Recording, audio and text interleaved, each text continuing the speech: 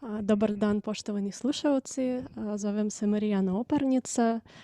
Predstavljam predstavništvo Republike Srpske u Ruskoj Federaciji i danas mi smo na video sastanku sa piscem iz Republike Srpske, sa Zoranom Kostićem, ali prvo ja ću malo ga predstaviti i poslije čega mi ćemo ga pozvati da sa nama priča. Zoran Kostić je bio rođen 8. oktobra 1948. godine u gradu Cetinju, koji je bio prestolnica Crne Gore. U Crnoj Gori i školovao u osnovnoj školi u Šiću, poslije u Kruševacu u Srbiji i završio je Filološki fakultet Univerziteta u Beogradu u Srbiji. A više od 180 pjesama i stihova Zorana Kostića uvršteno je u mnoge antologije srpske i jugoslovenske poezije, uključujući dvije objavljene u Rusiji, čiji su autori Sergej Glavjuk, Poezija slovenskih naroda 20. vijeka, i Andrej Bazilevski, Antologija srpske poezije. Zoran Kostić je objavio 34 autorske knjige, 3 knjige drama, 11 knjiga prevoda poezije i proza ruskih autora, među kojima su Puškin, Lermontov, Jeršov, Tjučev i mnoge druge. Također je 20 zbirka sopstvene poezije, neke i u ponovljenim izdanjima. Stihove Zorana Kostića dobili su više od 15 prestižnih književnih nagrada u Jugoslaviji, Srbiji, Republici Srpskoj i Crnoj Gori, također i u Rusiji. Na primjer, Zlatni vitez u 2015. godini. Također on je dobio nagradu Međunarodne fondacije za slovensko pisanje i kulturu Čirilo i Mefodije u 2016. godine.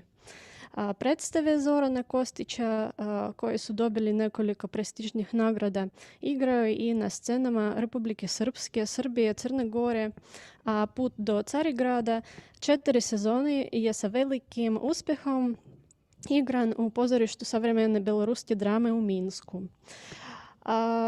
Ova predstava dobila je specijalnu nagradu na 3. međunarodnom pozorišnom festivalu Zlatni vitez u Moskvi 2007. godine. I 3 godine ranije na istom festivalu i predstavu prema drame Zorana Kostića 13. dan. Ova predstava također dobila nagradu. I od oktobra 2015. godine ova predstava postavljena je u pozorištu Narodne drame u Irkutsku. Na filmskom festivalu Zlatni vitez u Tambovu Zoran Kostić 2002. godine dobio najveću istoimenu nagradu za scenariju za film Trepetova. Uz to Zoran Kostić također piše kratke priče, eseji i publicistiku. Zoran Kostić je član Saveza pisaca Srbije, Saveza pisaca Rusije od 1997. godine i već 12 godina predsjednik Saveza pisaca Republike Srpske, u čijem glavnom gradu on sada živi, u Banja Luci. Posljednjih 8 godina Zoran Kostić radi kao autor antologije ruske poezije 11. 21. vijekova. To je to, ovo je biografija Zorana Kostića i nadam se da sada Zoran Kostić je priključio videokonferenciji.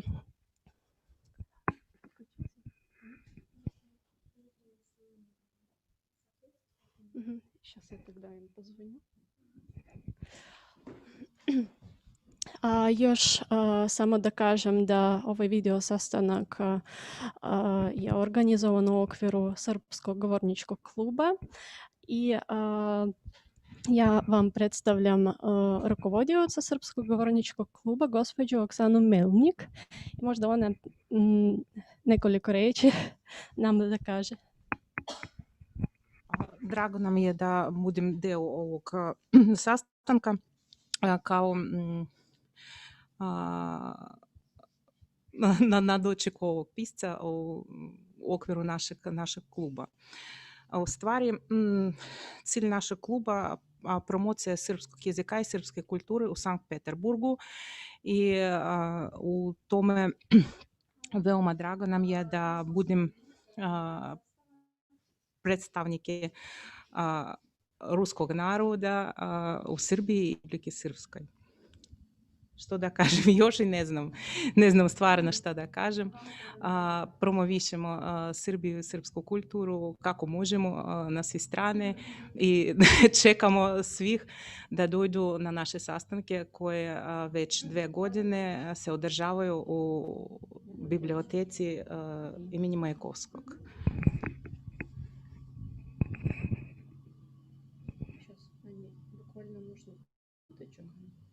Čekamo. Посидим еще немножко.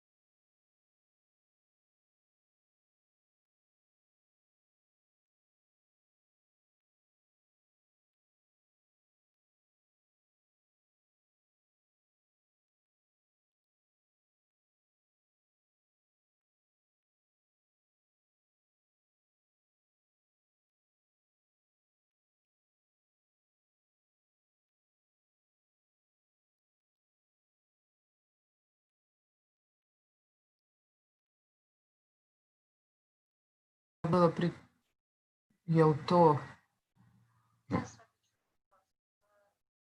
Jel u redu? Jel nas čujete, da? Sve u redu? Odlično. Dobar dan još jednom. Svaka nam čast da ste sa nama. I sada samo da predstavim Zorana Kostića, da on je sa nama sada i također njegova supruga Jelena Trepetova će učestvovati na ovom video sastanku. Dobar dan, Zoran Kostić. Dobar dan.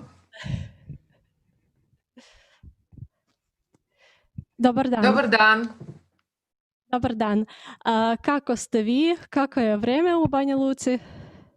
Danas je odličan dan, plus 15.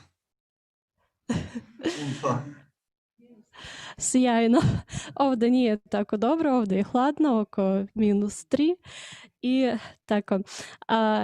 Evo, danas smo u okviru govorničkog kluba srpskog jezika. Organizovali smo video sastanak sa vama da upoznamo sa vašim radom i sa vama. Čast mi je. Molim? Čast mi je i zadovoljstvo, kažem. Gospodine Kostić, ispričajte nama nešto o sebi, o vašem radu književnom, kakvu vezu imate sa Rusijom? Nekako to dvoje kod mene ide zajedno. I moja veza sa Rusijom i moja veza sa književnim radom. Od samih početaka. Ja ne znam kad su ti početci, ja ne znam kad bih mogao reći, tu je počela književnost, tu je počela literatura, tu sam počeo da pišem. Ali je to bilo veoma rano, da sam imao 10 godina, negdje 11. Da ne pričam koliko je bila ta moja porodična situacija, okolnosti, koliko su bile vrlo složene, dramatične. Tih 50. godina, ja već imam 72 godine. 50. godina moj se otac kao politički krivac posle 10 godina gulaga vratio kući. On je, i to valja reći, bio u gulagu, u konclageru kao Slabo vas čujem, politički nešto je sa krivac. vezom. Jel me čujete? Alo? Sad čujemo i vidimo. Dakle, kad je meni bilo 11 godina, otac se moj vratio iz gulaga, iz konclagera gdje je bio kao politički krivac 10 godina. Dakle, kao rusofil. Stariji znaju da je to bilo vrijeme velikog razdora između Sovjetskog saveza i Jugoslavije tadašnje. I on je bio jedan od tih grešnika. I čim se vratio, on je faktički se tada upoznao sa djecom svojom, jer ja sam imao samo manje od godinu dana kad je on otišao u gulag.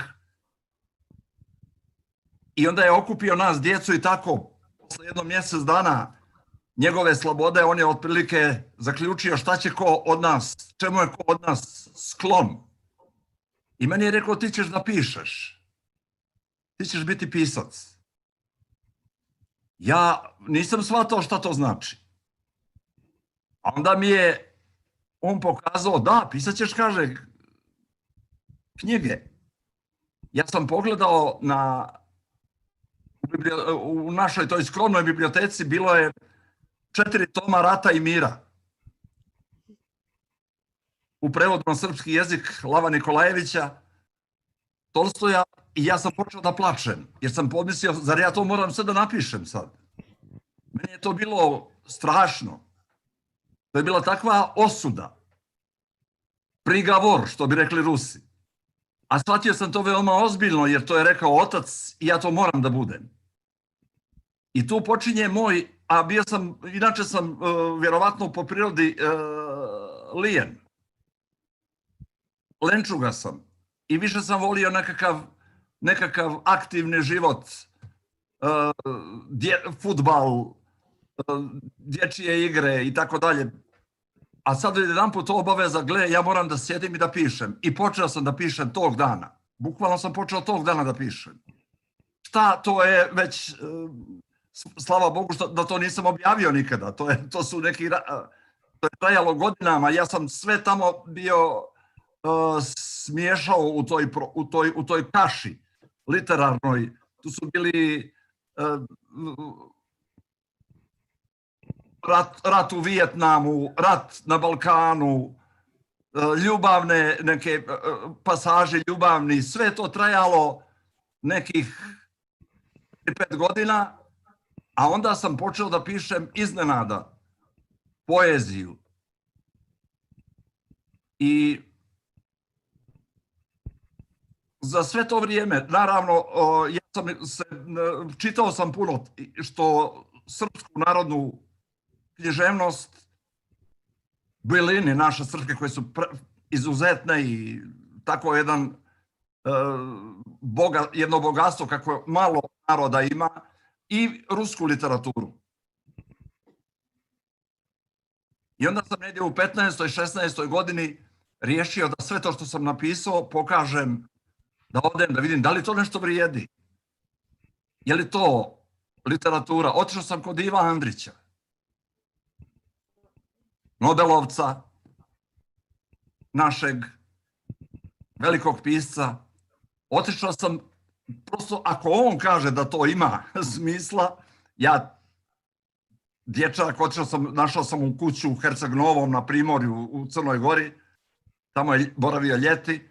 Naravno, Ivo Andrić to je jedna vrlo komična situacija. 3 dana sam ga ja vrebao ispred kuće da me primi sa mojim sabranim dijelima koje sam imao u nekom ruksaku. I kašljao sam pred njegovom kućom 3 dana da se on okrene, da me vidi. On se okrenuo, Ivo Andrić koji je sjedio u bašti, pogledao na mene i pitao me, izvolite, 3. dana. I sva moja pitanja koja sam već imao spremljena za njega, odjedanput su nestala iz glave, odjedanput su se raspršila. I ja sam shvatio da sam ja vjerovatno napisao nešto loše, da je to što sam napisao nedovoljno dobro, jer ne bih izgubio samopouzdanje tako. Ne bih izgubio vjeru u sebe, da to nešto valja, da to nešto vrijedi. I onako sam pokunjen i utučen, otišao, vozom sam se vratio u svoj grad. Moj grad je bio Nikšić, to je unutrašnjost Crne Gore, tamo sam ja i rođen. Vratio sam se i onako kroz prozor bacao te svoje papire koje sam godinama ispisivao. I za sva vremena me je Ivo Andrić tom svojom, ajde nepažnjom da kažem, koju mi nije udijelio, prosto me vratio na zemlju. Ja sam izgubio samoljublje, ono koje vjerovatno prati, koje je tako karakteristično za literate, za pisce, neko voljeti svoju literaturu, vidjeti sebe, neku narcisoidnost, neku umišljenost. I poslije sam uvijek tako, pisao sam sami proces pisanja je za mene najvažniji, to je radost, to je zadovoljstvo. A poslije nešto kad su mi izlazile knjige, a njih je mnogo izašlo već i objavio sam puno knjiga i svojih i prevodio sam puno i ruske literature. Nikakve tu osobite radosti ja nisam osjećao. Prosto to je moj posao. To je, ja bojim se riječi misija. Jer ja ipak mislim da posao svakog pisca, pjesnika na zemlji, da je to neka vrsta misije koju on treba da što je moguće bolje ispuni i da bude na visini toga što mu je Bog dao. Ja mislim da se to dobija od Boga i od majčinog mlijeka, biti pisac, a sve ostalo je rad na sebi. Poštovani gospodine Kostić, mi imamo jedno pitanje za vas. Da. Kažete, a koliko godina je imao tada Ivo Andrić? Ivo Andrić je tada imao, on je bio već dobio Nobelovu nagradu, on je mogao imati, to je bila, sad ću vam ja reći, ako sam ja imao 15 godina, rođen sam 48. To je bila neka 63. 4. godina. A Ivo Andrić je možda imao tada 57-8 godina. Da, bio je mlađi nego ja danas, mnogo. Da, prilično. Ja sam bio pročitao sva njegova djela, spremajući se za taj razgovor. Taj razgovor je, ja spremao sam se pola godine i više. Ali mi je nevjerovatno koliko je to to mi je vjerovatno najznačajnije što je ikada za mene uradio. To ćutanje Iva Andrića.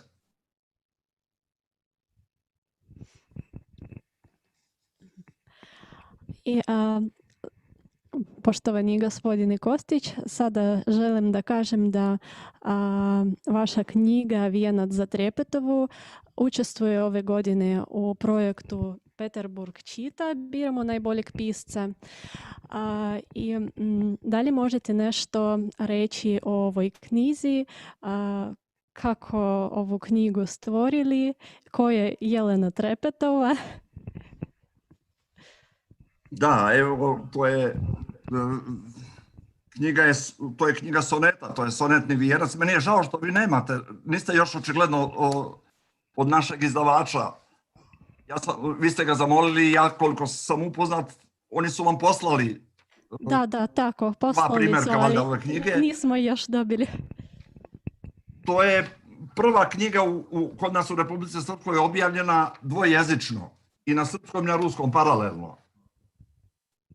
Ona je prelijepo urađena i unutra i ilustracije su odlične, dizajnirana je prelijepo.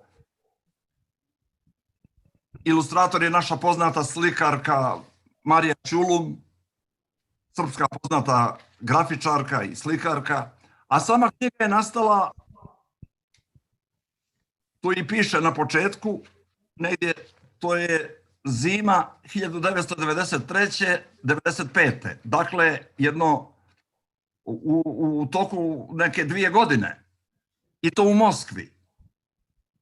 Ja sam se dakle već sreo sa svojom dragom. Među nama je se desila ljubav, ono što je vjerovatno najveći uzlet ljudske duše i najplemenitija osjećanja i mi smo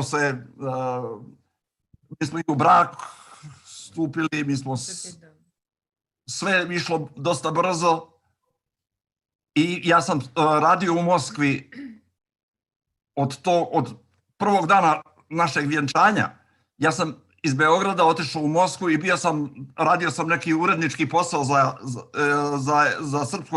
za srpsku izdavačku kuću Litera i tako smo tamo živjeli jedno 3 godine i ja sam pisao uveče sonete posvećene Trepetovoj. Jelena Trepetova je njen pseudonim. Jelenin pseudonim, ona je bila 11 sezona glumica Mhata imeni Gorkava u Moskvi i filmska glumica i vrlo u tom periodu teških godina u Sovjetskom savezu i vrlo popularna glumica i sa divnom perspektivom glumačkom. Ja sam pisao sonete i do tada sam se okušao u sonetima. Imao sam ih možda nekih 10-15 i svaki put sam se uvjerio u ono što je govorio engleski pjesnik John Donne, poznat po svojim sonetima. On je govorio svaki pjesnik koji ne napiše makar jedan sonet nesrećan je. Ali svaki koji napiše više od jednog soneta lud je. Rekao je John Donne. To je bilo, i to je tako tačno. Sonet je najteža forma u poeziji. Ona nešto nije, Bog zna, bliska nekoj ruskoj tradiciji, to je više zapadna tradicija. Da ne pominjem i od Petrarke i Michelangela čak i velikih zapadnoevropskih pjesnika i kod nas srpskih pjesnika. Sonetni vijenac je upravo kruna nečijeg pisanja soneta. Napisati sonetni vijenac je kao zaroniti u vodu i ne izlaziti iz nje dok se to ne završi sve. Ja sam dakle bio pod vodom 2 godine. Ja sam stalno pisao te sonete misleći kad ću najzad izroniti odatle i hoću li uopšte. Jer ovdje nije samo tema ljubav muškarca i žene, Srbina i Ruskinje,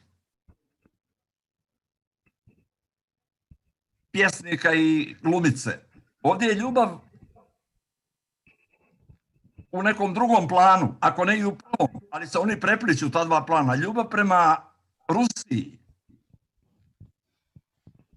ta tradicionalna, ta kodirana ljubav Srba prema Rusiji. Mi smo ista civilizacija. Mi smo ista istorija i vrlo slična, makar sudbinski veoma slična. Što nije malo. I ja sam tako odgojen, ja sam tako vaspitan, ja sam u toj tradiciji i sazrijevao i kao čovjek i kao pisac. I eto, desila mi se i ljubav. Možda je sve vodilo ka tome. Možda mi se to ne bi desilo. Ta ljubav mi se ne bi desila da nisam već imao tu silnu, veliku ljubav prema Rusiji. Ja sam već uveliko prevodio i Puškina i Ljermontova i prije susreta sa Jelenom. Sa mojim, eto ja kažem onako poluozbiljno, sa lirskim subjektom. Vijenca za Trepetov koji je tu pred mene. I kad sam završio, onda se u Moskvi tada je bio živ, nažalost nije među nama više, jedan divan pjesnik rusko-abhazski, Juri Astamurović Lakerbaj.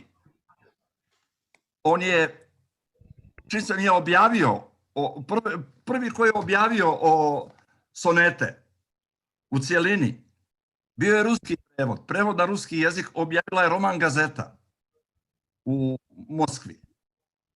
Glasilo Udruženje književnika Saveza pisaca Rusije. Dakle, on je prvo objavljen na ruskom jeziku. Te 93. 4. Pa je onda, mi smo posle toga sticajem okolnosti vratili smo se u moj zavičaj u Srbiju, u Beograd, pa smo došli onda ovde u Banja Luku, u Republiku Srpsku i tad je tek objavljen dvojezično ovaj vijenac. U knjizi Vijenac za Trepetovu. I moram reći da je zaista doživio izvanredne ovdje, da je rezonansa bila, da su odjeci bili vrlo povoljni. Ja mislim da je ušao u sve antologije ljubavne poezije, ljubavne srpske poezije, ovaj vijenac, što kažu cijelikom, kompletan. Tako da se i posle toga objavljivao i na više mjesta i u više izdanja, na drugim nekim mjestima. Dakle, nisam uzalud ronio te 2,5 godine. Nekako ih povezujem sa zimama. Stalno je bilo hladno u Rusiji tih godina, u Moskvi. I stalno sam pisao po nekoj vijavici, kijametu, po nekom... Stalno sam bio u minusu. Jedno je bilo toplo na toj kuhinji u Jeleninom stanu u Moskovskom. I tu se uveče po neki sonet. Uz to sam naravno radio još po nešto. Ali eto, tako se on iskristalisao. Dakle, nije bilo ništa nategnuto. On je zaista došao iz cijele moje prošlosti je došao. Iz cijelog mog sazrijevanja, iz cijelog bića, dakle. A ne ono programski, sad ću ja da napišem to. Nije to tako bilo. Našto je bio taj dramatičan posljednji sonet, takozvani majstorski ili magistralni, gdje treba od početnih slova lirskog subjekta Trepetove napraviti taj završni sonet koji objedinjuje sve prethodne, svih 14 prethodnih. Posle se taj sonet pojavio i u dvije antologije koje su izašle i u Moskvi, osim ovih na srpskom jeziku, i u Moskvi. Prva je bila Iz vijeka vijek Sergeja Glavjuka, savremena poezija 20. vijeka srpska, ako se to vidi, i onda druga je bila antologija srpskoj poeziji Andreja Bazilevskog, isto u Moskvi, Vahazar izdanje. Ja ne znam da li vaša biblioteka možda, vjerovatno može doći do tih knjiga lakše nego što će doći do Vijenca za Trepetovu. I tu ima 60-ak mojih pjesama drugih u ovoj antologiji Bazilevskog, prevedenih na ruski jezik. Ali evo, vi ćete dobiti i, koliko ja znam, i Vijenac za Trepetov. Zahvaljujem se za to. Ako sam ja mogao da budem informativan u ovom. Imamo još jedno pitanje za vas. Dobro. Opet ja sam. Htjela sam da vas pitam, možete ispričati o svom prvom sastanku sa Jelenom? Kako je to bilo?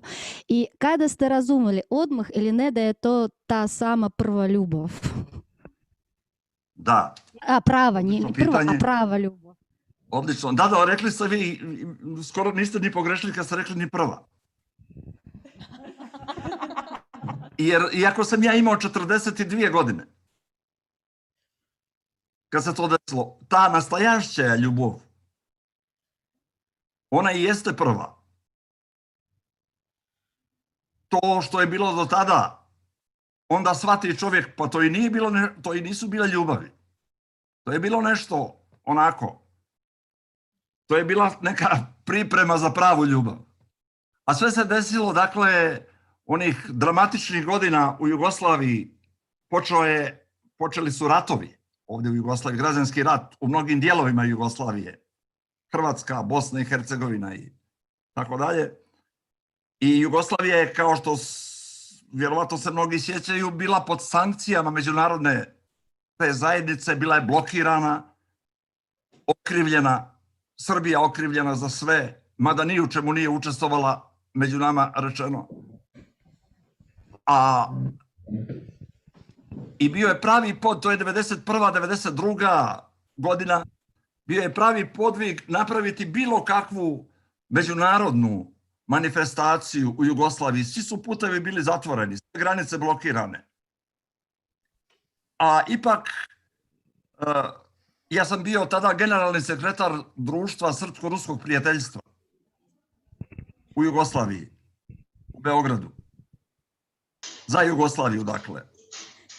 I mi smo uspjeli zajedno sa Slovenskim fondom pismenosti i kulture iz Moskve i Zlatnim vitezom, manifestacijom,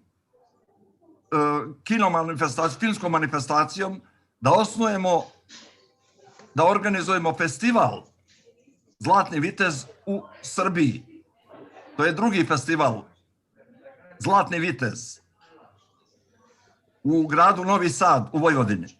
Masala i juridički čaj. Čaj možda srazu. Jel me vi čujete, halo? Sada čujemo dobro.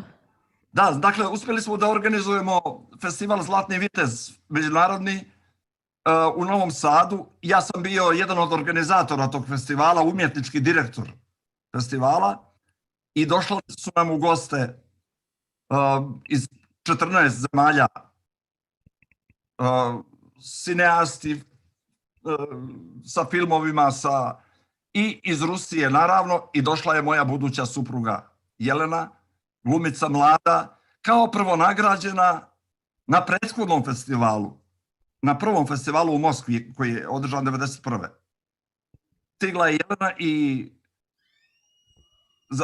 koja je dobila između ostalog Zlatni vitez za svoj film, za glavnu ulogu u filmu Zvijer vihadješće iz morja. To je po noveli Zamjatina u režiji Želakijevića, Vitautasa.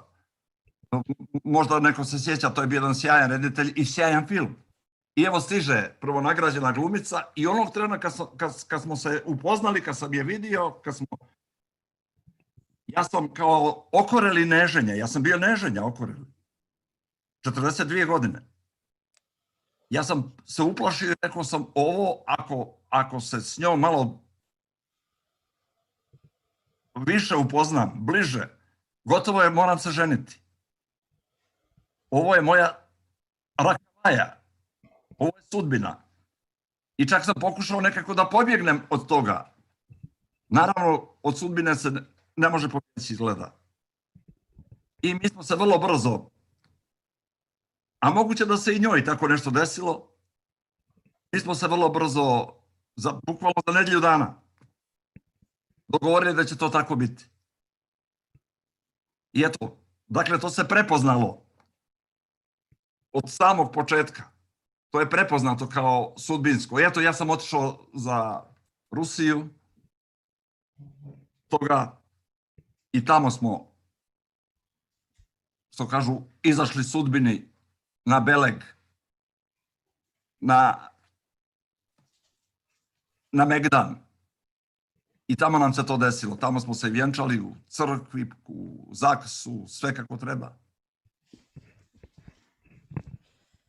I znate šta, vrlo je malo ono što je, ja ću nije nekako uobičajeno da, i neću da pričam o kvalitetu svoje poezije, to je glupo, ali je veoma, ona je ocijenjena kao dobra poezija, ova knjiga prije svega, Vijenac za Trepetovu, i ono što je neuobičajeno i što je rijetko u literaturi, da je ljubavna poezija sa srećnim ishodom,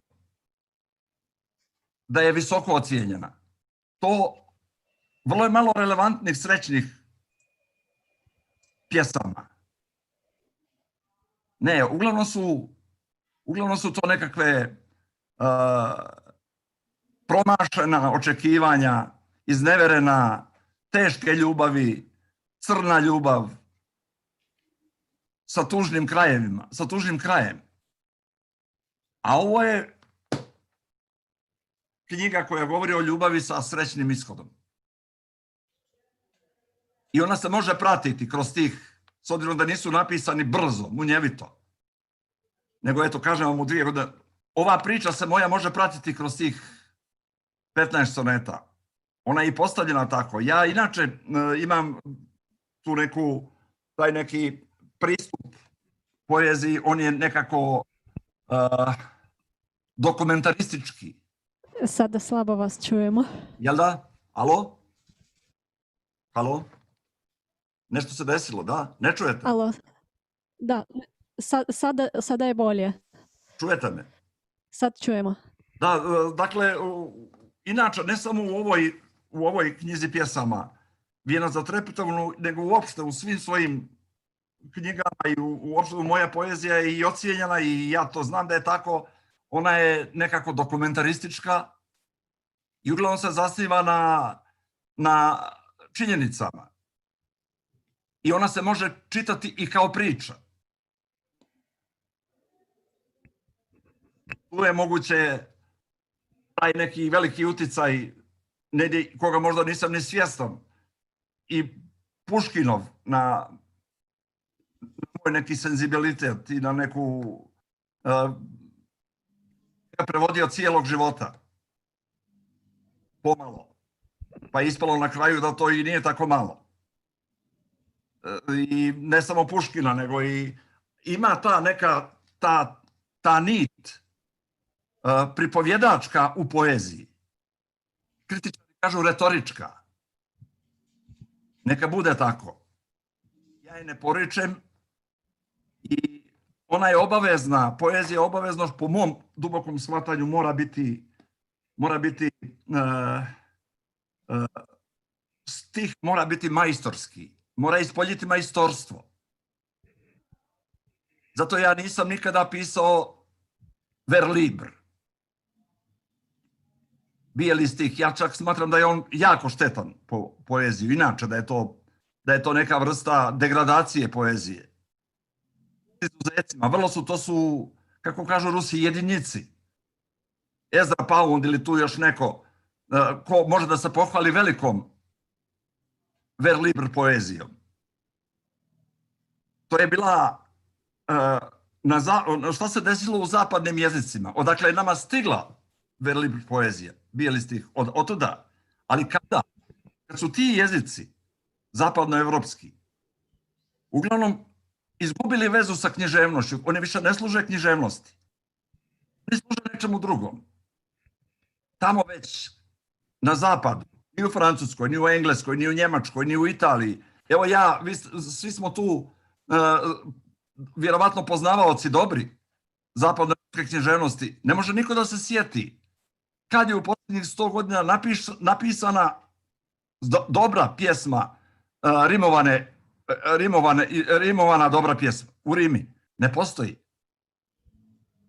Ne postoji. Ti jezici su izgubili, oni su se iscrpli. 8 vjekova su rimovali i u pikarskim romanima su čak. Oni su romane rimovali.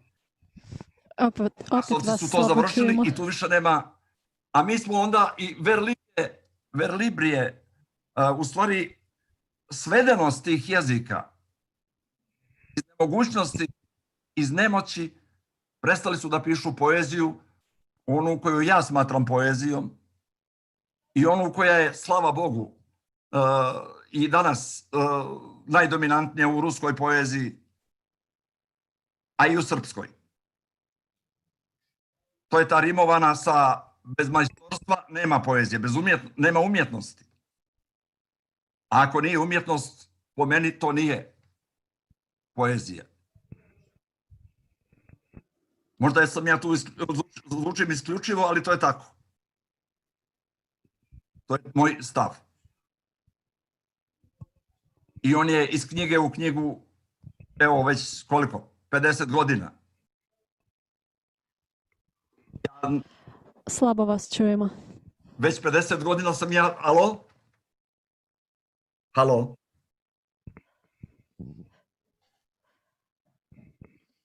Halo? Da li vi me čujete?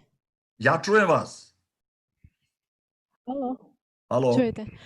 I mi sada vas čujemo.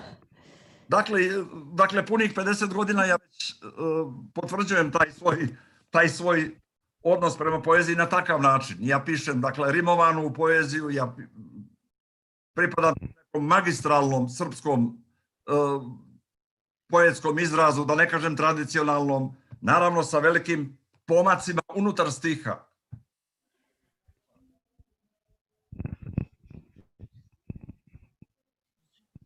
Jel me čujete sada?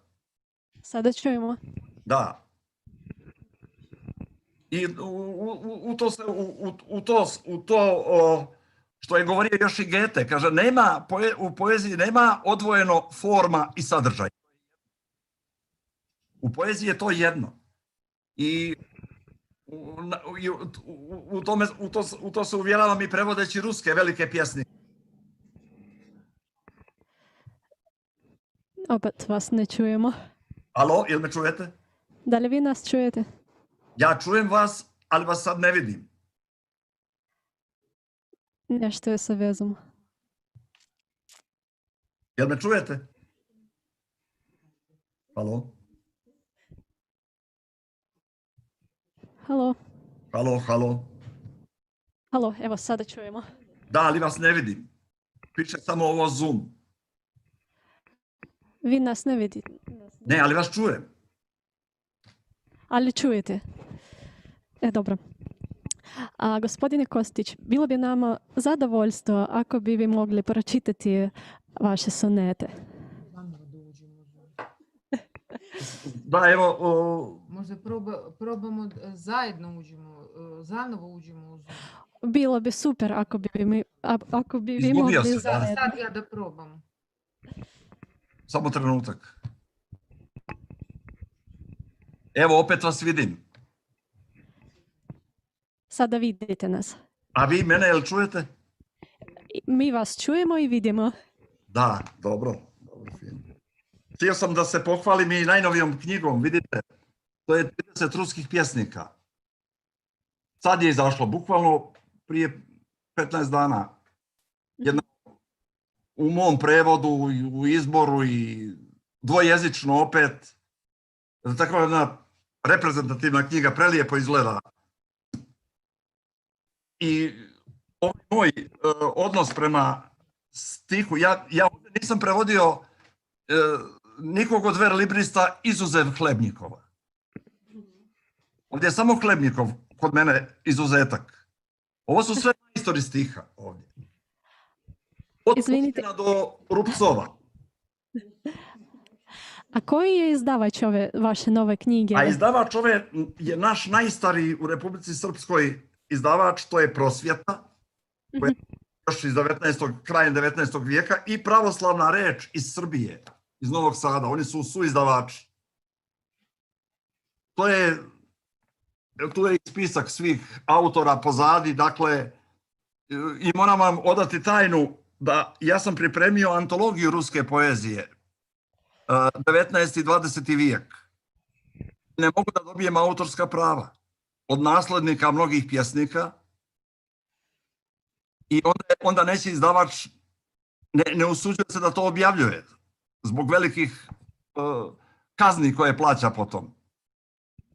I ja sam ovdje uvrstio onih 30 autora ruskih od kojih nema nikakvih problema sa autorskim pravima. Tako na moju žalost izostali su ovi ostali, ali se nadam da će se nekako između država Rusije i Srbije, da će se to nekako nekom klauzulom makar izuzeti antologije da budu oslobođene od tih autorskih prava, pa će se pojaviti ta antologija kad se to desi. A do tada ovako moramo parcijalno. Poslaću vam i ja, ako prorade ovi naši letovi i avioni, ja ću ih poslati i biblioteci vašoj i vama za predstavništvo Republike Srpske ovu antologiju, ovu malu antologiju, koja je u stvari po obimu i velika. Zahvaljujem se vama za to. Da, Čekat ćemo. valjda će doći bolja vremena neka. Pa ste me vi ono pitali nešto kad je bio da neki sonet pročitam ili nešto. Da.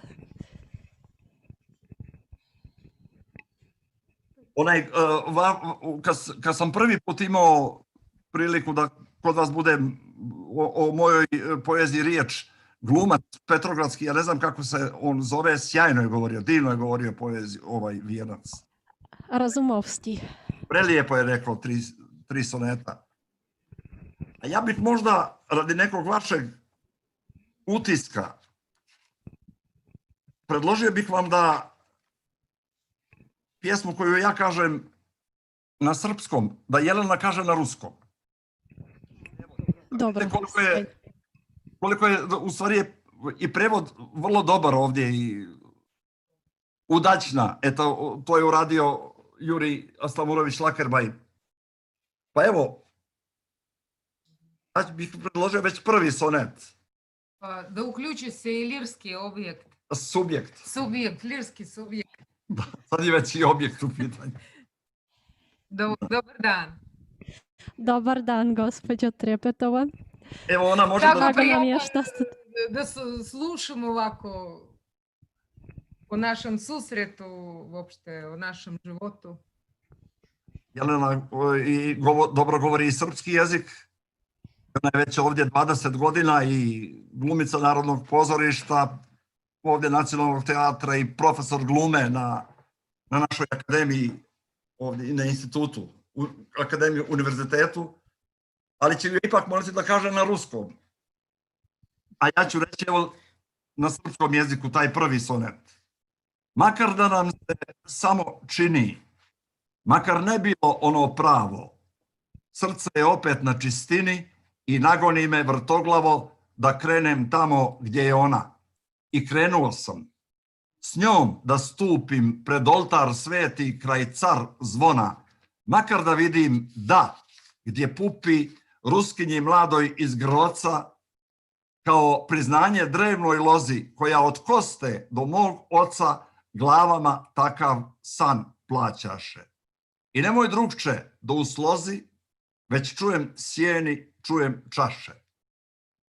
Хотя нам только мнилось это, хотя и не было в помине, но сердце, очищаясь светом от злобы, лени и гордыни, толкало в путь к сосновым кронам в холодный русский край, где лада и свят алтарь, что у царь звона, чтоб оказаться с нею рядом.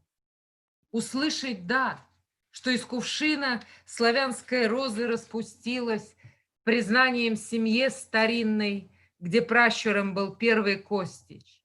Им, гибнущим за веру, снилась вот эта встреча.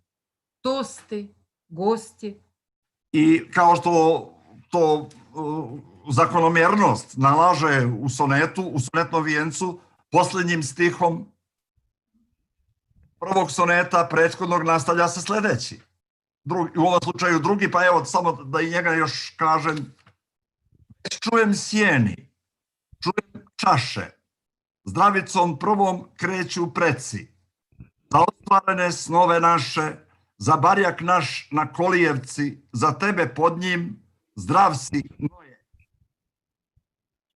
Trebješki putir i ja dižem, za sve pod zemljom što je moje, a vođaše me Moskvi bliže, kroz 3 vijeka putovanja, utvrdih preko rodoslova, crkvenih knjiga i predanja, spasi Bog preci, blagodarim, no krvi vašoj i snu snova obasjale su stazu čari. Govori sad ti. Вот эта встреча, тосты, гости. и голос дали запредельный, за сон, что явью на погосте, за предков стяг над колыбелью и за тебя под ним, за Ноя. И я им вслед бокал требешки за всех моих, что под землею, приблизивших меня к безбрежным просторам русским. 7 столетий, судя по нашей родословной, мне в спину дул их добрый ветер.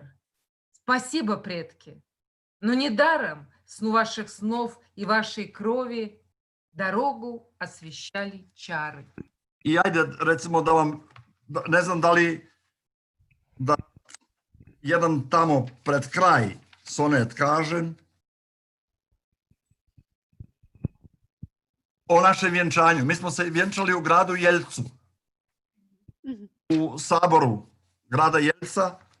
Naša nas je kuma nagovorila da to tamo bude, naša buduća kuma.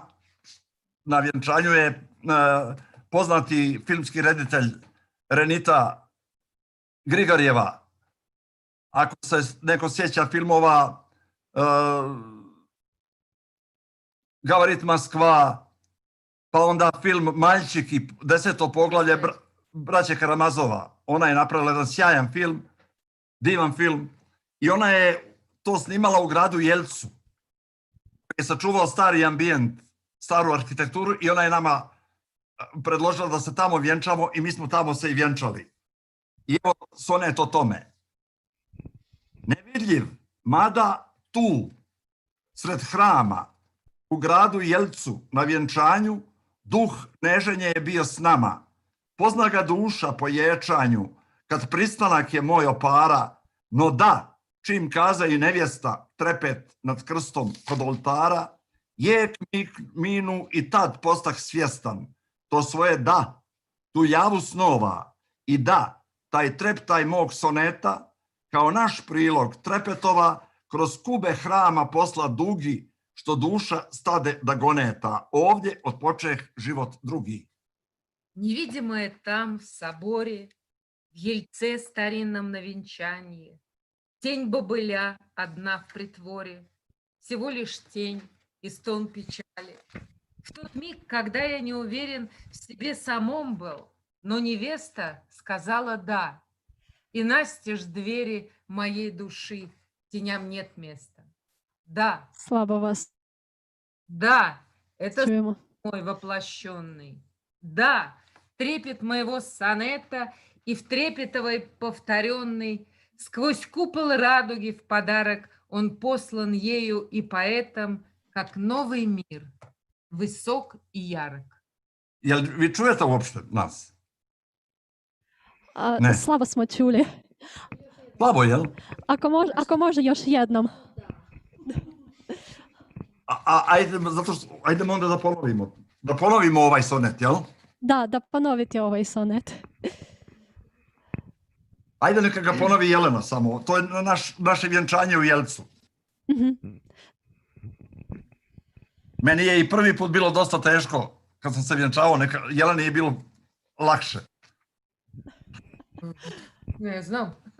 Да. Невидимое там, в соборе, в ельце старинном на венчанье, тень бобыля одна в притворе, всего лишь тень и стон печали. В тот миг, когда я не уверен в себе самом был, но невеста сказала «да». И настежь двери моей души, теням нет места. Да, это сон мой воплощенный. Да, трепет моего сонета и в трепетовой повторенной сквозь купол радуги в подарок он послан ею и поэтом, как новый мир, высок и ярок. I evo ja predlažem ovaj koji je kao kruna ovog vijenca o ljubavi je da kažemo i taj sonet, ako nas čujete. Čujemo, sada dobro čujemo. Ljubavi vječna prelijepa, došla si kad mi ne bijaše na kraj pameti, da si Jako lijepa, loše vas. opet, da, А где здесь? alo, a zašto se to dešava?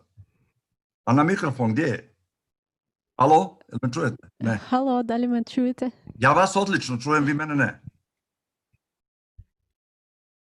Halo, halo, halo, halo. Tu se nešto... Halo, jel čujete?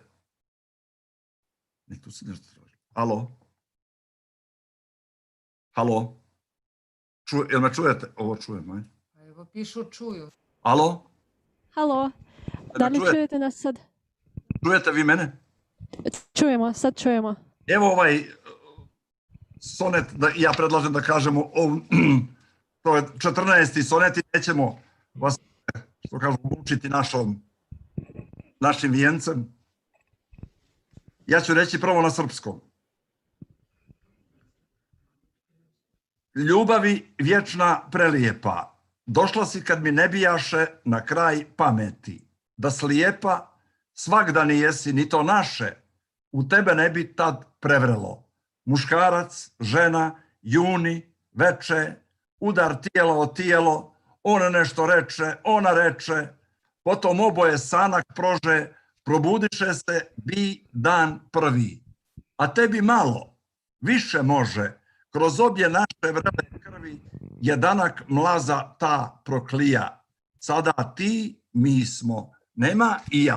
Ajde, molim te, Jelena, na ruskom kaži taj prevod. Любви моей свеча святая вдруг вспыхнула необычайно в ночной тиши родного края, на встрече, в общем-то, случайной. Была слепа ты, вот в чем дело. Мужчина, женщина в июне. Они и Sada ne ночь. čujemo ništa. A ja, šta se tu desilo? Alo? Любви Da li vi моей. nas Pitaj čujete? da li čujete. Вы меня слышите? Ne. Я не знаю. Alo? Halo? Halo? Да, отвечают, что слышат. Da, halo? Možda trebam to da nažati. Halo? Da? Evo, ja pipnuo. Нет, здесь проблема, Бога мой. Ponovo ti uzelo. Halo?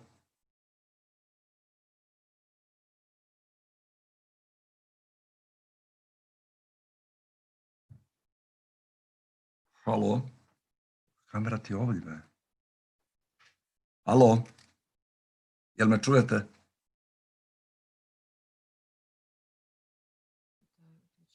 Слушай, что все в реду, а вероятно у организатора. Opet te zovut. To ne zove, a? Halo?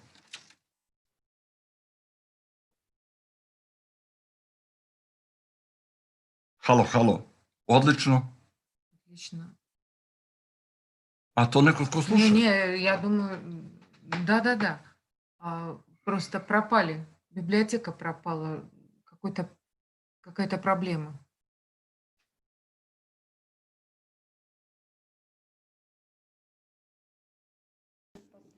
Halo? Halo, Ja vas sad čujem. i mi vas sad čujemo. Imamo Da. neki problem sa vezom ovde. Je li sve u redu sa tonom sada? Da, sada je u redu. Evo neka Jelena kaže na ruskom taj sonet koji sam ja rekao na srpskom i da pokušamo da uhvatimo neki trenutak kad rade veze kako treba. Вы слышите меня? I opet loša veza. Opet loše. Вы слышите меня сейчас? Вы слышите меня?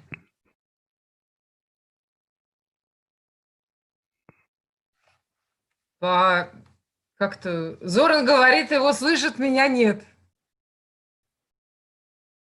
Нет, Зоран, меня не слышит почему-то. Спасибо, вот мне тут показывают, что слышат. Марина, вы слышите? Пропала связь. Сейчас Сейчас слышим. Давайте попробуем сейчас. Давайте. Вы меня слышите? Да-да-да, сейчас слышим. Сонет номер 14. Любви моей, свеча святая, вдруг вспыхнула необычайно. В ночной тиши родного края, на встрече, в общем-то, случайной. Была слепа ты, вот в чем дело. Мужчина с женщиной в июне, они и ночь, и к телу тело, слова не те, что накануне. Сон позже одолел обоих, проснулись мы, и был день первый. Тебя мне мало, я ж с тобою. Смешались наши крови реки, раскрылась почка чистой вербы. Теперь нет я, лишь мы навеки. Jeste uspjeli da čujete? Jesmo. Hajde, Bogu hvala, da. Да, я очень рада. Когда я начинаю, то пропадает связь. Da.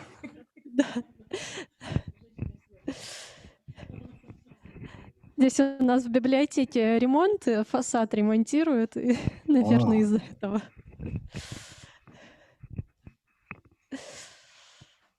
Ja vižu u vas очень živa biblioteke. Да. Gospodine Kostić, recite nama šta vi sada radite? Koji možda književni rad mi moramo da čekamo od vas? Ja sad u posljednjih nekoliko, možda i 2 godine, osim što sam prevodio dosta ruske poezije, prevodim i Gogolja sad, prevodim Revizora na srpski jezik, iako je on davno preveden, ali sad jezik se mijenja, znate, jezik je tako živa materija i treba to stalno osvežavati prevode. Ja sam već 1-2 godine na našoj televiziji ovdje, radio televizija Republike Srpske, pričam svoje priče. Pričam svoju prozu. Ne čitam, nego pričam.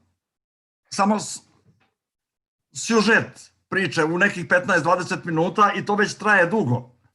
I toga ima preko 150 priča. I ja sad pokušavam da ih pretvorim u literaturu. To su nekakvi i lirski zapisi i kratki dramski ogledi, ali i klasična proza. Raskazi. Ja sam priče objavljivao godinama, naročito u mladosti. Preko 30 priča sam objavio, ali nikada nisam knjigu priča objavio. Ja sam objavio knjige drama, 3-4. Igraju mi se negdje u nekim pozorištima, čak i u Rusiji, u Irkutsku, u Minsku su se igrale te drame. Ovdje kod nas, u Srbiji također. Jer prosto čovjek mora da, ja imam tu valjda tu neku potrebu da nešto kažem. Čini mi se da je to vrijedno nekog zapisa, neke literature, a ne može se sve kroz poeziju reći. Dosta je tih knjiga poetskih kod mene već 23-4, tako da sam sad nekako u pisanju proze, eto radim tu svoju prozu i možda će se kroz sljedeće godine pojaviti i ta knjiga priča. I knjiga drama, novih drama. Ima jedna interesantna knjiga drama, jedna drama u toj knjizi, ona je već gotova za štampu, o susretu naše 2 velike slovenske pjesnikinje, Ane Ahmatove i Desanke Maksimović. Srpske velike poetese Desanke Maksimović u vozu, njihov tajni susret. Kad je Ana bila u nemilosti u Rusiji, u Sovjetskom savezu. Jel me čujete? Da li vi me čujete? Jel me čujete? Halo?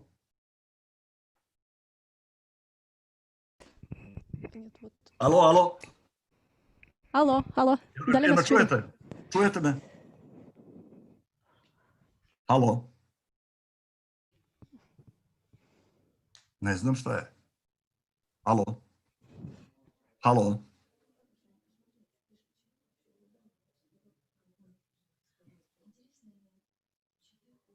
Halo?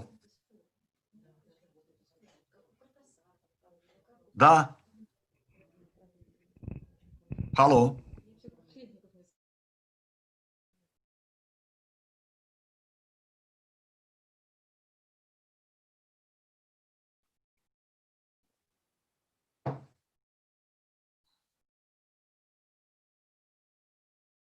Halo?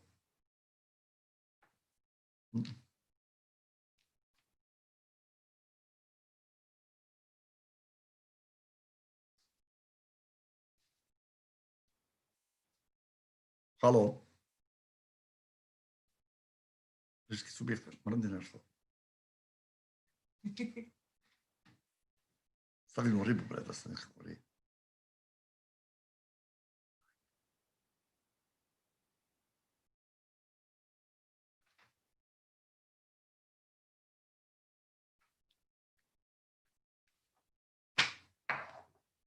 Baš nešto ovo. Da?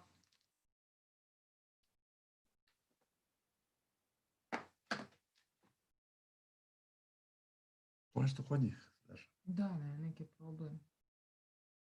Tehnički.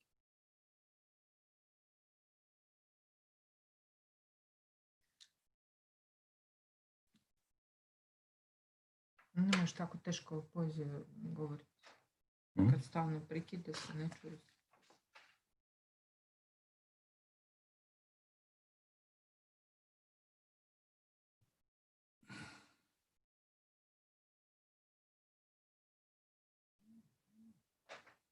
To je možda on nešto. Ne? Jel? Da, da.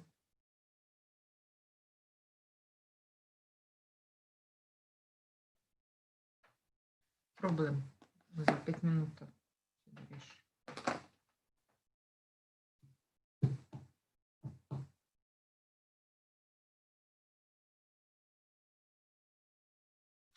Na ovo ja.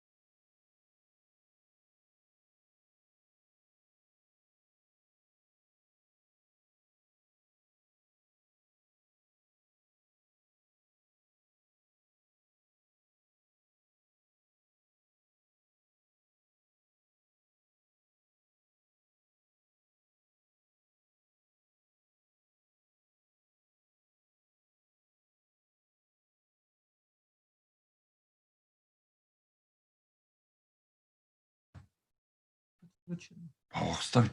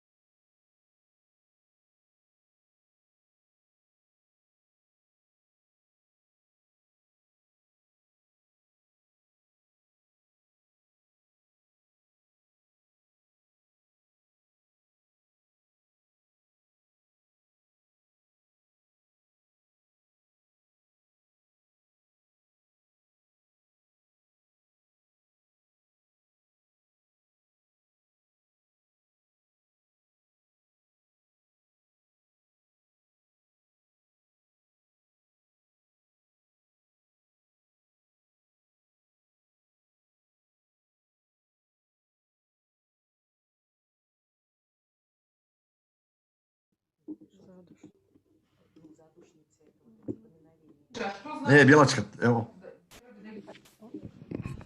Alo? Halo, Alo, jel me čujete? Alo?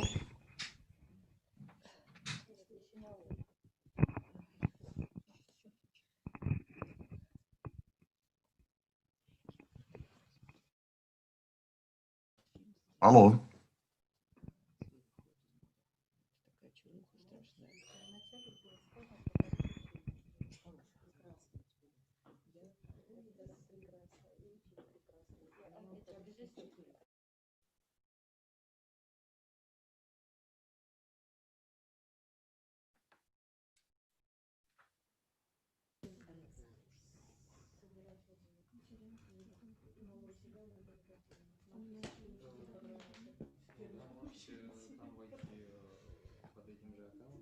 Da. Alo? alo, Alo? alo, da li nas čujete? Ja čujem odlično. Vi mene? I mi vas čujemo. Šta se to dešava? Nešto ti prekidi. Da. Evo opet prekid. Halo?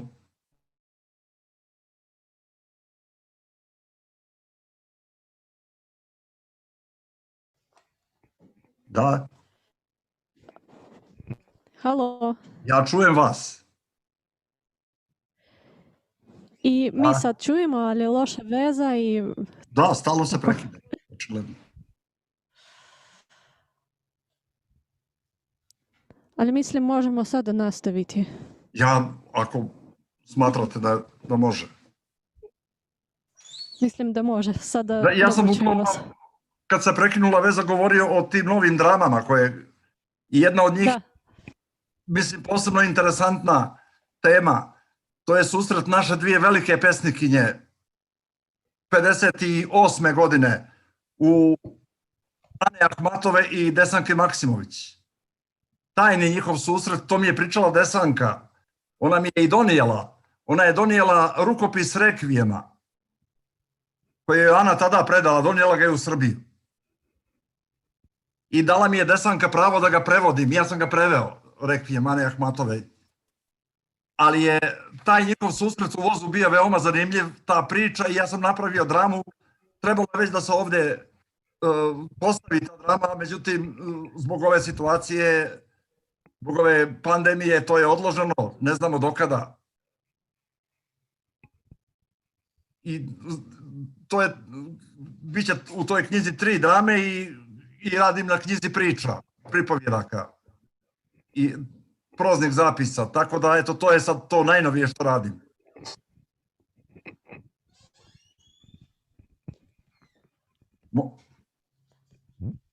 Jel me čujete? Čujemo. Možda neko ima nešto da pita, ja... Ako neko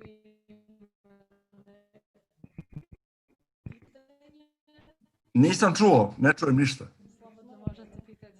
Ja. Vi ste malo rekli o Hljebnikovu, ja volim Hljebnikova, ali ja bih vas htjela da pitam nešto drugo. Da li za vas bi bile interesantne neke eksperimente sa prozom, kako, ne znam, u Kortasara ili, ne znam, Pavića, nešto slično? S formom. Pa,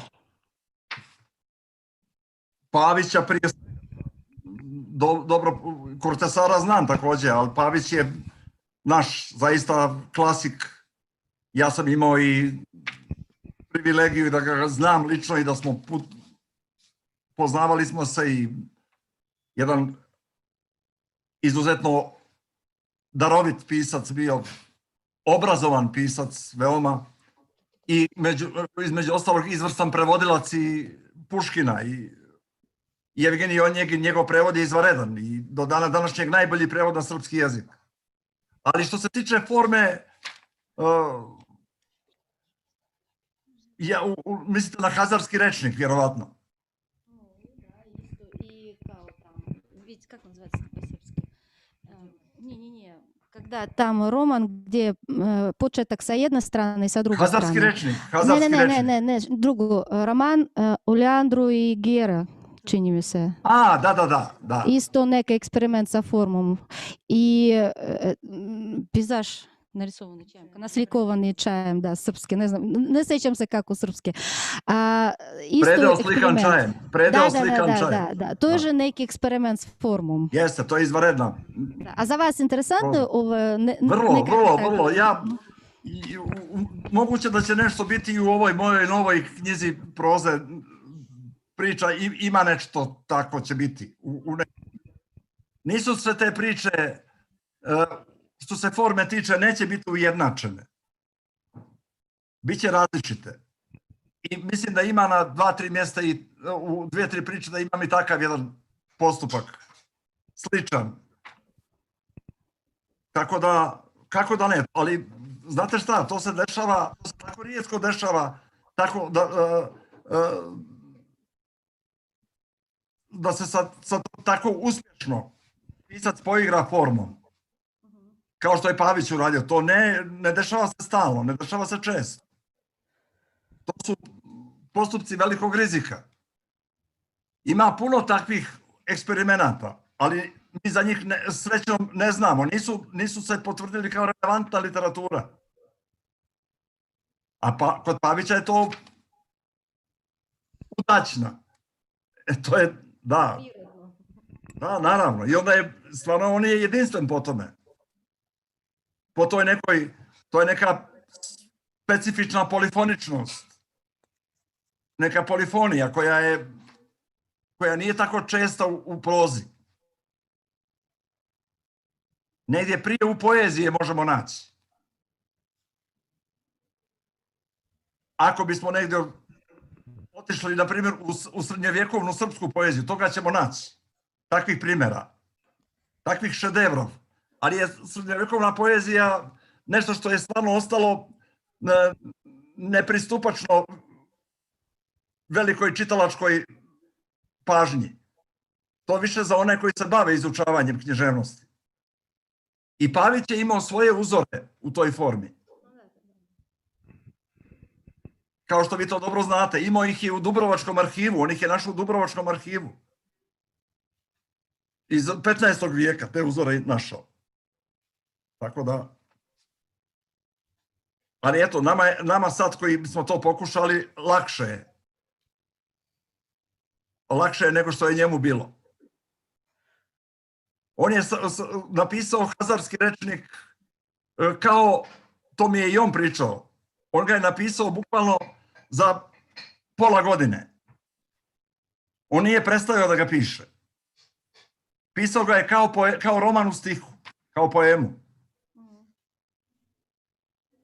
To su njegove riječi, nije samo to meni pričao, on je to više puta i izjavio i u nekim od medija i nije to nepoznato. A meni se posebno sviđa predio slikan čajem.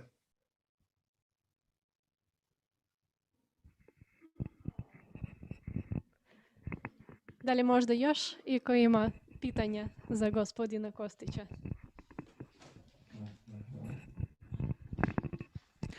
Koji je vaš voljeni srpski pisac? Pa ja najviše volim Andrića, naravno. Najviše volim Andrića, volim Njegoša, našeg velikog pjesnika iz sredine 19. vijeka.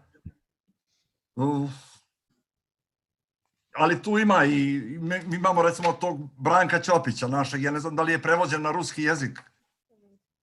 To skoro da nema ni jedna literatura evropska takvog pisca koji je pisao samo prvu ruku. Napiše prvu i gotovo. Sve što je dotakao pretvorio je u zlato. On nije ispravljao svoje rukopise. On je napisao ostavio veliko djelo, ogromno. Od ovih mlađih, nama bližih po vremenu, tu su Borislav Pekić prije svega.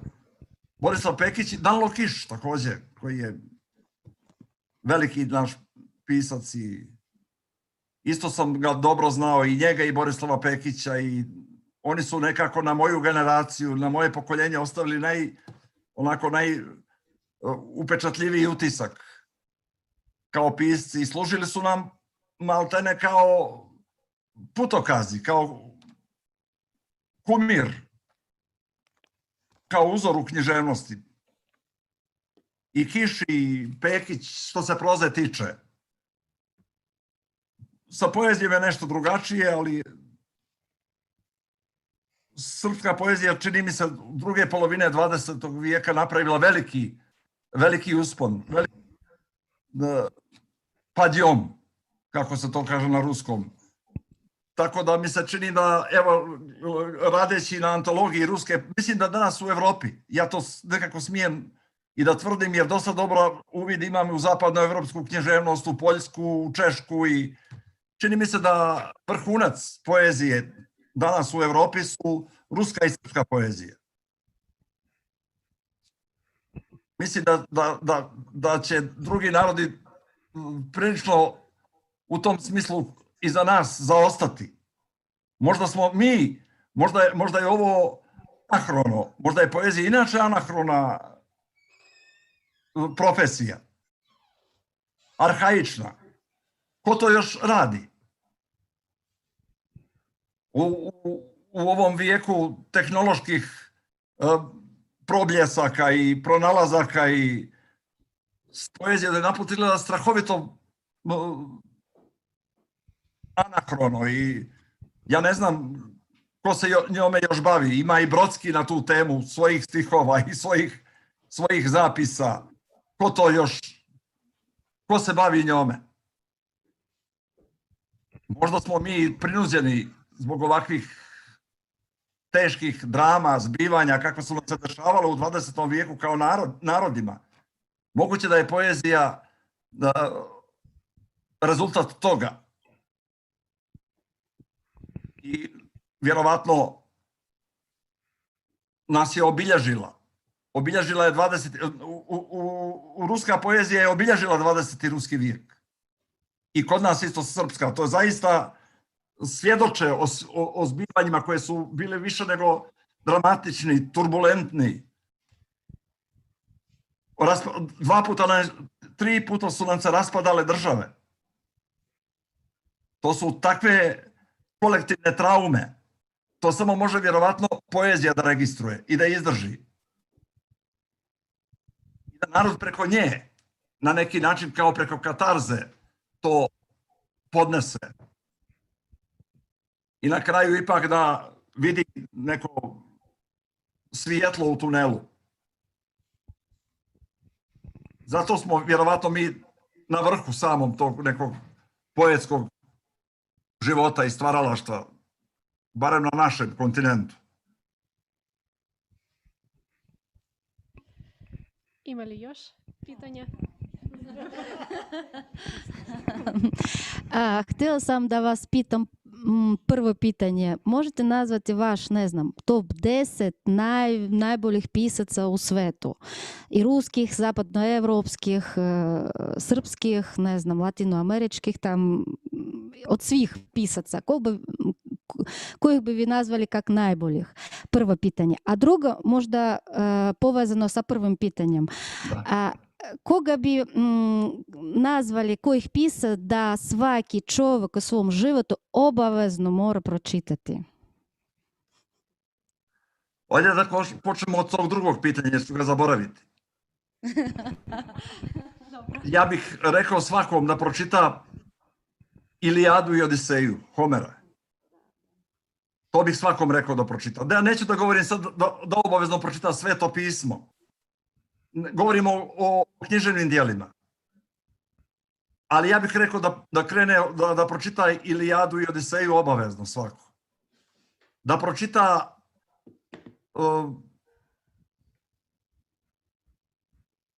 Dostojevskog cijelog.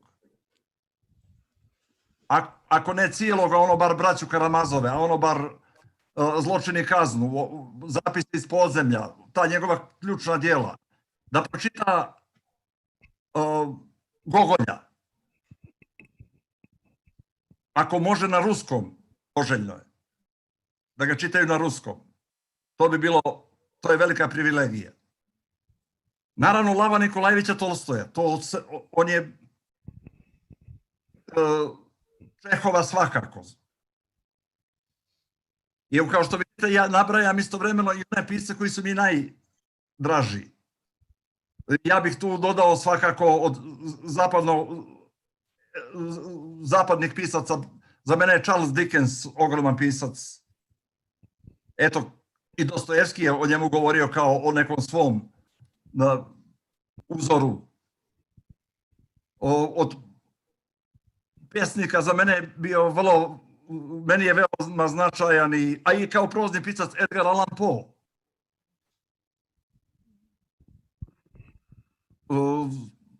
Onda su tu još Balzac je veliki pisac i rado sam ga čitao, i Goa sam čitao rado. To su toliko značajni bili pisci, da ne govorim ovdje sad nama, što kažu, opet se moram vratiti na Rusiju, tu je i naravno Bulgakov, koga ja izuzetno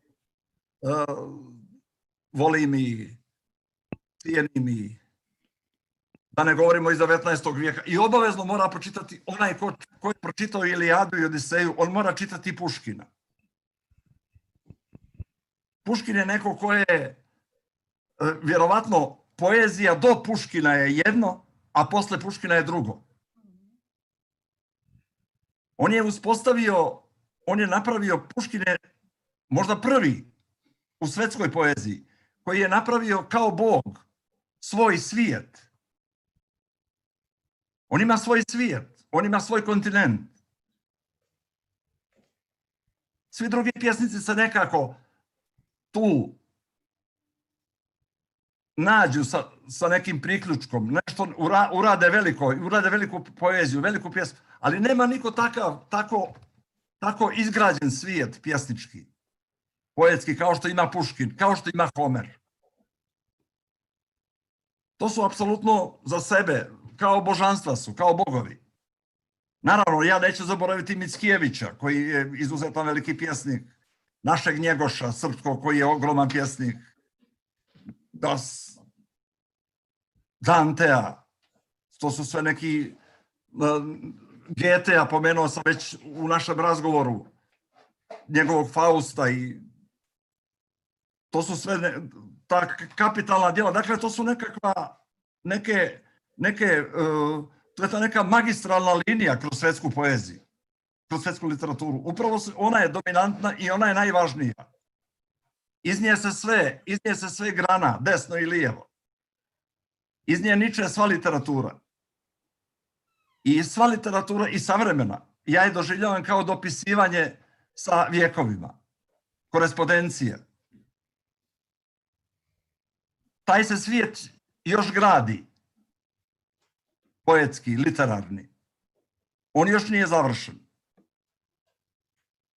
Iako nam se čini da se puno toga ruši. I ruši se, vjerovatno, ali ga literatura obnavlja. Književnost obnavlja taj svijet.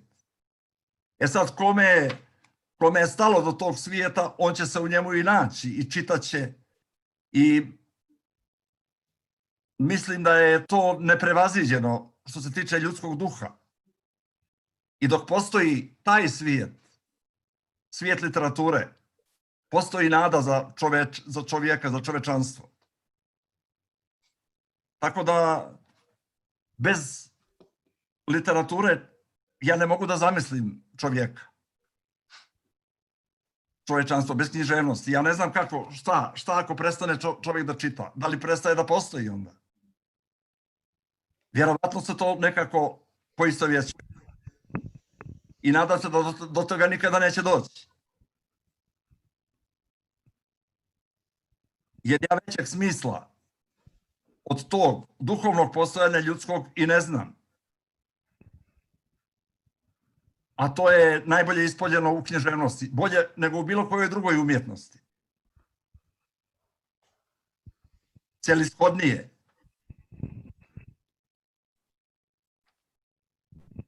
Ne znam da li sam vam odgovorio na pitanje, jer sam naveo puno pisaca, vjerovatno su... Jeste.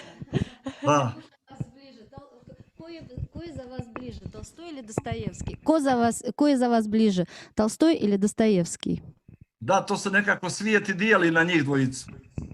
Ako ćemo, jesli česna. I nekako se dešava da su se oni i kod mene u mom životu smenjivali. Bilo je periode kad mi je bio bliži Dostojevski, bilo je perioda kad mi je bliži, sad mi je nekako bliži Tolstoj trenutno. A moje srce ipak nekako prvi osvojio Dostojevski. Ali što sam stariji i što više valjda živim i ja taj život, što ga duže živim, nekako se prosto nameće Lav Nikolajević kao božanstvo. On je postavio neke parametre koji su nezaobilazni, kojih u literaturi više nigdje nema. I da nije njega ne bi ih ni bilo u literaturi. Tako da ne mogu vam precizno odgovoriti na to pitanje. Ja možda sutra ću već više voljeti Dostojevskog, opet.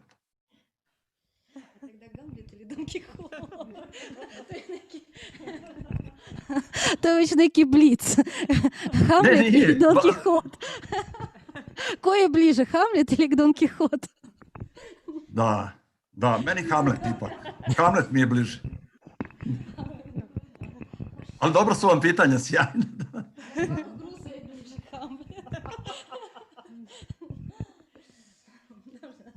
Da, eto. Čini mi se za svakog Rusa bliže Hamlet. Je tako? Dobro, onda sad i ja razumijem zašto je meni bliži. Da. Imamo li vremena za još pitanje? Imate li? Ja imam pitanje, jednostavno pitanje. Koje je vaše mišljenje o Miodragu Bulatoviću? To je sad toliko je privatno, mi smo bili vrlo veliki prijatelji i susjedi. U Beogradu smo živjeli u istoj zgradi. I bili smo izuzetni prijatelji i bili smo oba, imali smo, što kažu, isti zavičaj, malu rodinu. Crna Gora, oba smo tamo rođeni. To je toliko darovit čovjek bio, darovit pisac. Pisac jedne tako neobuzdane mašte. Ali sa uporištima, njegova su sva djela, zaista to sama dokazuju i njegova proza, ali ona imaju uporišta u istorijskim činjenicama. On je pisac neke fantastike realnosti. On nije dovoljno kod nas ovdje, on je bio popularan veoma, ali ja mislim da još o njemu valjano, nema napisano valjano književni ogled. Relevantan. Kako treba. On je veliki pisac što se mene tiče i nema niko njemu sličan danas u našoj prozi ovdje, u srpskoj prozi. Ne znam u Rusiji da li neko nešto slično piše, ali Bulatoviću niko nije sličan. Na zapadu još manje ima pisaca koji mogu da mu budu kao njegovi sledbenici ili nešto. Ne. Prije ćemo naći sledbenike Danila Kiša na zapadu, na primjer, nego Miodraga Bulatovića. On je autentičan pisac. On je zaista svojeobrazan i po svemu samo svojan pisac. Veoma ga volim i cijenim i bilo mi je izuzetno teško kad je otišao. On je iznenada i kao što vi znate i umro, mlad čovjek, 64 godine svega imao. Kad je bio u naponu, puno njegovih rukopisa ostalo neobjavljenih. To znam kao njegov susjed i njegov prijatelj. I neko na tome treba da poradi, da to možda ima i 2 romana, 3 koji su završeni, a nisu objavljeni. Tako da. A otkud vama, Bulatović? Pa, našla sam tamo negdje na internetu knjigu Crveni peto leti prema nebu. Aha. Dosta jako mi je dopao. Da. Tako. A vi ste ga čitali na srpskom jeziku, da? Da. A nije prevođen na ruski, ja mislim, jel? Nema prevoda, pa ja sam pokušavala da prevodim neke delove, ali baš je teško. Ova igra reči. To je, on je majstor jezika bio. znalac jezika i majstor. Tako da je prevodiocu vrlo teško. Ima li još pitanja? Pa u Rusiji obično kažu Jevtušenkovim rečima da поэт в России больше, чем поэт. Da. Da pesnik više nego pesnik. Pa da li to radi za srpsko govorno područje? Kako da ne? Da. Pesnik više nego pesnik? Za Srbe i za srpsko govorno područje. Na kraju. Pa znate šta, ne kao u Rusiji. Rusija je stvarno prestolnica pesništva. I taj Jevtušenkov stav je sigurno tačan. I uzgled, ovde nije ušao Jevtušenko zato što ne mogu da dobijem njegova autorska prava od njegovih naslednika, ali za antologiju sam preveo 10-ak njegovih vrsnih pjesama, sjajnih, ali je to tako tačno za Rusiju, da je pesnik više od pesnika. I može se reći da u nekim dijelovima srpskog naroda, gle čuda, bit će vam čudno zašto ne kod svih Srba, to važi. Važi u onom duhovnom dijelu Srbije, srpstva. Ta deviza važi. Jer zaista je Bog pesnike kao nekakav sveštenik svojevrstan, koji je između čovjeka i Boga. On jeste onaj, pjesnik jeste onaj koji otprilike, kako ja to shvatam, negdje čovjeku objašnjava značenje i značaj svevišnjeg, a njemu pak, Bogu, objašnjava malog čovjeka sa svim njegovim slabostima i moli ga u ime čovečanstva, u ime ljudi, moli ga da bude blag i da oprašta ljudima na njihovim grehovima, na njihovim strastima, na njihovim zabludama, na njihovom nesavršenstvu. Jer mi smo takvi. I mislim da je to za Rusiju najviše, najprije se to može tamo potvrditi. Iako su sudbine pjesničke strašne, iako im ljudi nikada nisu vratili onako kako su oni zaslužili. U 90% slučajeva pjesničke sudbine su teške i tragične. Ali je vjerovatno to cijena te misije, tog misionarstva. Onako, ako govorimo o nekoj opštoj slici, o nekoj, ako zamislimo i 19. vijek ruski i 20. vijek, kad imamo više informacija, kad možemo da prema biografijama pisaca sudimo o njihovim sudbinama, onda možemo ovako nešto uopšteno reći i za pjesnike, i za pisce uopšte. I koliko je tu nepravde, i koliko je tu nelogičnosti, koliko je tu lomatanja i u književnim sudbinama. Zamislite književne nagrade koje ne dobije, na primjer, jedan Tolstoj, pričamo o njemu, jedan Čehov, Nobelove nagrade, a kome su je dali onda? I šta sad mi treba da volimo i da cijenimo Nobelovu nagradu i da je smatramo mjerodavnom? Ne postoji očigledno zemaljska mjera. Ne postoji za veličinu nekog pisca, nečije riječi, nečije literature. To ne postoji. Da bude adekvatna, da bude pravi odraz onoga što on zaslužuje.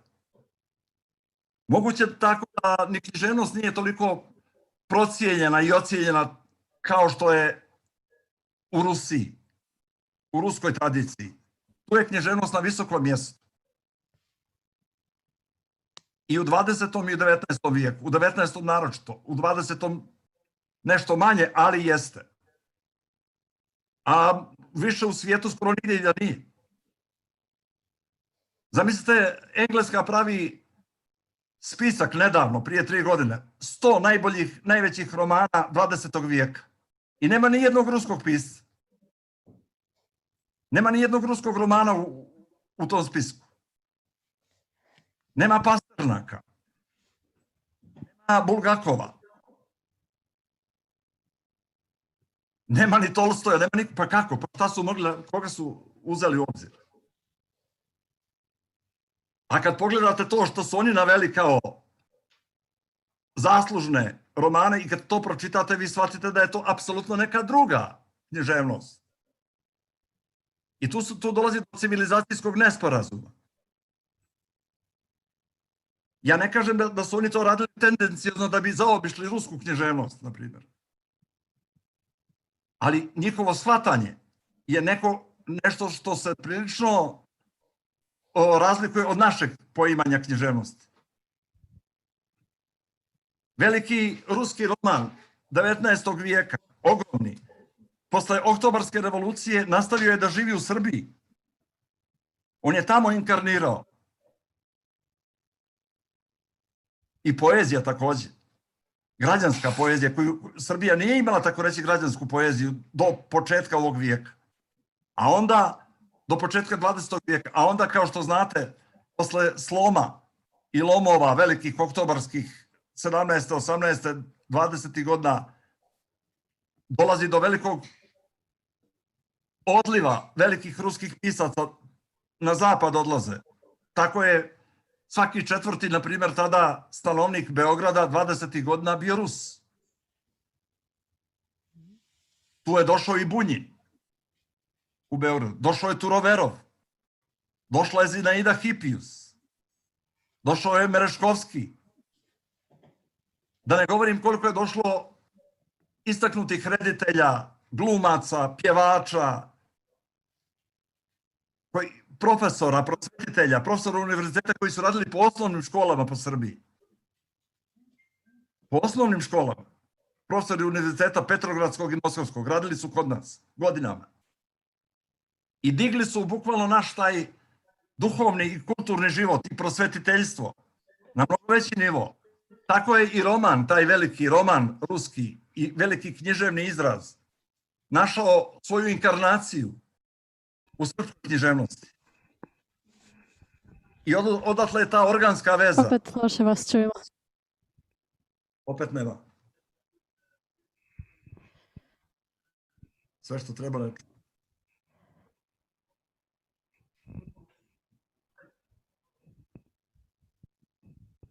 Ne znam. Alo? Evo sada čujemo. Tako Alo. kažem, tako je taj veliki... Čujemo sada. Jel me čujete? Opet ne. Čujemo. Taj veliki Sada roman, čujemo. taj veliki roman i ta velika poezija ruska je našla stvarno svoj nastavak u srpskoj književnosti. I odatle je, kažem, ta organska povezanost naših literatura, to je organska povezanost naroda naših. I ona se najbolje reflektuje i ogleda i u književnosti.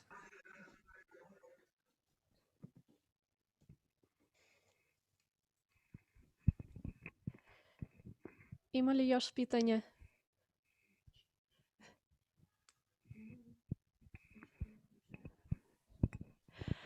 Više nemamo pitanja za vas, Dobro. gospodine Kostić. Zahvaljujemo se vama na učešću na video sastanku. Bilo je nama veoma interesantno. Imali smo tehničke probleme, ali svejedno dobili smo puno informacije o vašem stvaralaštvu, o vama, o gospođi Trepetovoj. Zahvaljujemo se vama na čitanju soneta. Tako, nadamo se da ćemo još imati sastanci sa srpskim piscima iz Republike Srpske. Hvala vama. Očekujemo vaše knjige. I Vi mi vas. javite, ja ću vam poslati od sebe, ali vi mi javite kada dobijete ove od mog izdavača. Obavezno ću javiti Da. vama. A ja ću Mislim- poslati mislim neku da od ću svojih uskoro knjiga, stići. da. Mhm. Hvala, hvala. Dobro, hvala vama i svako dobro. Svako dobro. Doviđenja. Prijatno, doviđenja.